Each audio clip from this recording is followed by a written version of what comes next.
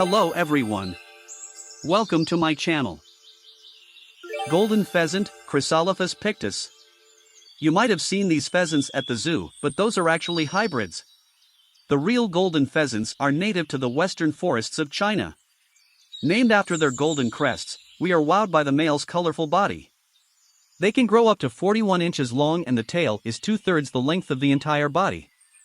Golden pheasants are really hard to find and there is little known about them as they are seldom seen in their natural habitat. There are only about 1,000 to 2,000 of these beautiful birds left. Cebu flowerpecker, Dichyum quadricolor.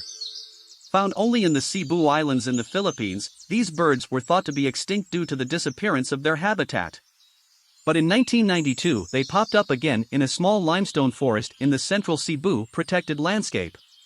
Their name, quadricolor, refers to the four colors of the male's plumage: blue, red, white and yellow. Cebu flowerpeckers are frugivorous, which means they eat only fruit and seeds.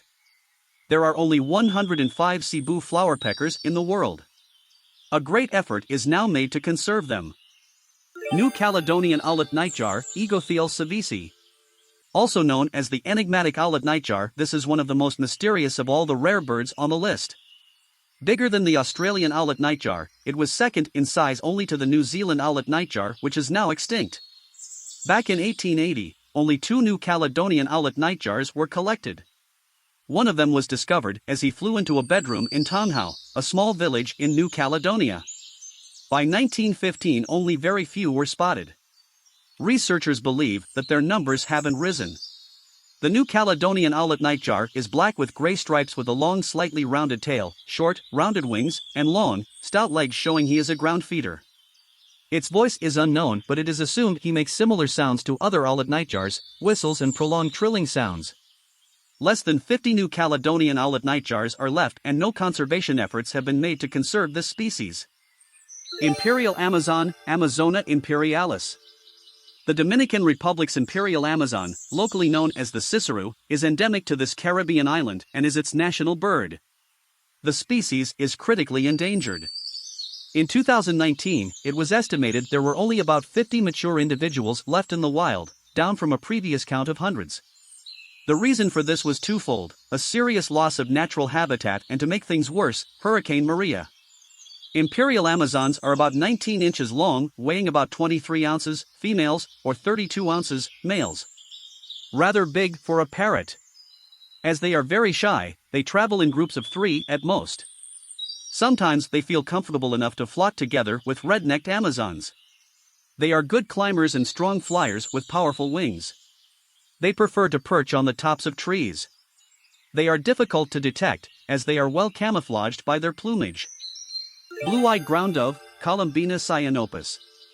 These lovelies are the rarest and most endangered doves in the world, found in the Cerrado region of Brazil.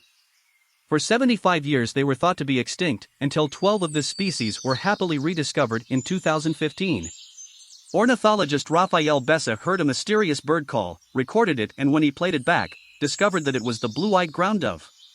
To his surprise, they were not extinct after all. Named for their shimmering blue eyes which match the spots on their wings, the azure blue is a striking contrast to the rest of their mud-brownish-red plumage. Kakapo, Strigops habroptilus. The kakapo is a nocturnal, flightless parrot endemic to New Zealand with no close relatives at all. This odd-looking yet sweet bird is critically endangered. Kakapos are loners who never leave their territory but stay in the same range for most of their life. They nibble seeds, plants, and various fruit from the ground, though they can climb high into trees. They like to leap from trees and flap their flightless wings, but at best, manage a comical yet controlled plummet. Before man arrived on the islands of New Zealand, this bird was very common throughout all the forests, but when humans and other predatory mammals arrived, their numbers dropped dramatically. By the 1990s, there were only 50 left and now none can be found in the wild, but in conservation parks where much effort is being invested to bring their numbers up again. Rufous-headed hornbill, Rhabdotorhinus waldeni. Native to the Philippines, the rufous-headed hornbill is one of the most endangered of its species. They sport a bony casque which sticks out from the top of their wrinkly red-orangey bills. The bill may seem strong, but it is actually structurally thin with hollow bone cells. Rufous-headed hornbills have an interesting way of protecting their little ones. Both mama and papa use saliva and mud to build a wall across the entrance to a tree cavity, essentially sealing the female and eggs inside. They leave a small hole at the top through which the male can pass food. And if that isn't enough, the parents are extremely territorial when defending the nest. The rufous-headed hornbill is now extinct on some of the Philippine Islands due to severe deforestation, in addition to hunting and nest poaching.